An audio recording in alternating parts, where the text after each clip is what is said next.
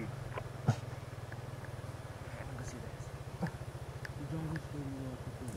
Now they're driving. So, you think they're freaks so I can talk to them directly? That was a Cossack bullshit. You got to be fucking... Gun truck radio channel is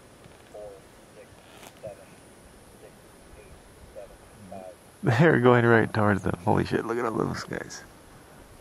Tell the gun truck to turn left. I can't. Was that a fucking GMRS fleet? Here, I got. Should be like that. What was it, 467? You know what the gun truck's doing? Do you see the entire platoon? Yeah. Right, advancing towards them. They're way more likely to have fucking AT. Oh, well, they're gonna. That's their SOP is to attack an element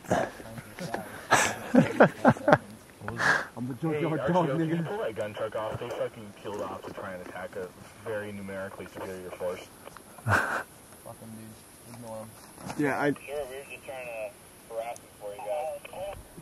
That isn't what we asked you to do. We asked you to kill the fucking leader element in the middle of the open by themselves. That's 4 people instead of fucking 60. Hanson's about to go out there and like punch him. I'm about to walk out there and shoot those 4 fuckers myself, dude.